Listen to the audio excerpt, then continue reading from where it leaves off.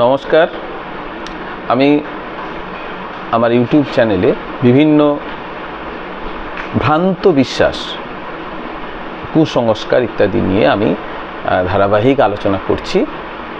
আজ যে ভ্রান্ত বিশ্বাস নিয়ে আলোচনা করব সেটি হলো লাউডগা সাপ বা কাঁড় সাপ মানুষের চোখ তুলে নেয়। এই ভ্রান্ত বিশ্বাসটি নিয়ে আলোচনা করব। আপনারা সবাই লাউডগা সাপ সম্বন্ধে নাম শুনেছেন, সবাই না দেখলেও। এই সাপের রং হয় সবুজ, গাছে থাকে, গাছের পাতায় পাতায় ঘোরে এবং এই রঙের সঙ্গে গাছের পাতা রঙের সঙ্গে মিশিয়ে এর রং সবুজ হয়। কাঁড় সাপও অনেকে দেখেছেন, একটু খয়েরি রঙের বা বাদামি রঙের সাপ হয়। অনেকটা একই রকমই লাউডগার মতোই আকার, রং আলাদা হলেও আকার প্রায় একই রকম এবং এদের চরিত্রগত বৈশিষ্ট্য একই। এরা গাছে গাছে ঘোরাফেরা করে, এরা মাটিতে ঘোরে না, গাছে থাকে। এবং যখন এরা শিকার ধরে, এরা জাম্প করে শিকার ধরে, গাছের একটা ডাল থেকে আরেকটা ডালে শিকারের ওপর জাম্প করে যায়, লাফিয়ে চলে যায়, শিকার করে। এবং শিকার ওই ঝাঁপ দিয়ে লাফিয়ে শিকার ধরার জন্য ওদের যে হাঁ, এটা শরীরের তুলনায় বড় হয়। এমনিতে কাঁড় বা লাউডগা সাপ খুব সরু লিকলিকে সাপ, খুব বড় হয় না, হাঁটা কিন্তু বেশ বড় হয়। ফলে এই হাঁ দেখলে কিন্তু ভয় লাগতে পারে যে বেশ বড় হাঁস শরীরের তুলনায়। এটা শিকার ধরার প্রয়োজনই হয়েছে, লাফিয়ে জাম্প করে শিকার ধরার জন্য। আর এদের চোখ দুটো বেশ বড় হয়। এদের মাথায় যে দুটো চোখ রয়েছে মাথার দুপাশে, শরীরের তুলনায়, আয়তনের তুলনায় বেশ বড়। এটাও এদের দৃষ্টিশক্তি খুব তুলনামূলকভাবে, এমনিতেই আমি আগে বলেছি সাপের দৃষ্টিশক্তি কম, বিষাক্ত সাপগুলো দৃষ্টিশক্তি, কিন্তু অন্যান্য সাপের তুলনায় লাউডগা এবং কাঁড় সাপ এদের দৃষ্টিশক্তি তুলনামূলকভাবে বেশি। তার কারণ হচ্ছে এরা অনেকটা দূর থেকে শিকারকে, গাছের পাতার দূরে একটা ডাল থেকে আরেকটা ডালে শিকারকে লক্ষ্য করতে হয়, এই কারণে। ফলে চোখগুলোর আকারও অন্যান্য সাপের তুলনায় একটু বড়।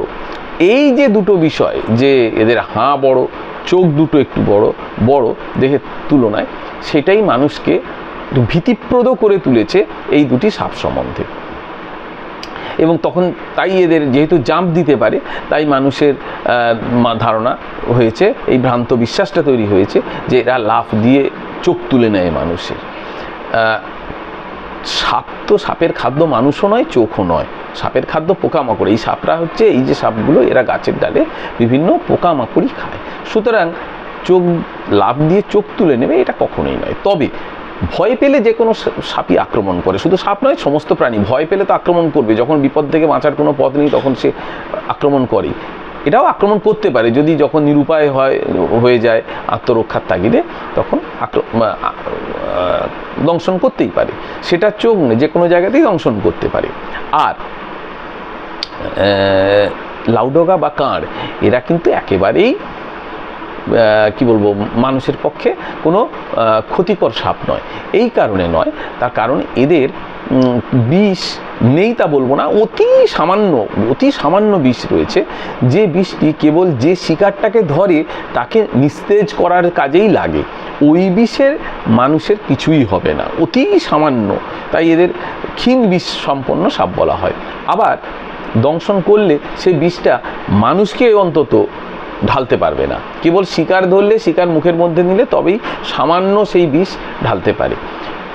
কারণ এদের যে দুটো বিষ দাঁত রয়েছে, এটা পেছন দিকে রয়েছে, পশ্চাৎ বিষদন্তি বলা হয়, পেছন দিকে বাঁকা, সামনের দিকে নয়। বিষাক্ত সাপ যারা কামড়ায়, বিষধর সাপ, তাদের সামনের দিকে বাঁকা হয়, এরা দংশন করলে বিষটা সঙ্গে সঙ্গে ঢালতে পারে। কিন্তু এরা পেছন দিকে বাঁকা হওয়ার জন্য এদের পক্ষে বিষ ঢালা, যে অতি সামান্য যে বিষ আছে, এটা দংশন করলে বিষ ঢালা সম্ভব নয়। একমাত্র মুখের ভেতরে শিকার ঢোকালে তারপরে তাকে নিস্তেজ করার জন্য অতি সামান্য পরিমাণ বিষ দিতে পারে। সুতরাং এই সাপ দুটো নিয়ে কোনো রকম আমাদের কোনো দুশ্চিন্তা করার কিছু নেই, লাউডগা বা কাঁড় সাপ।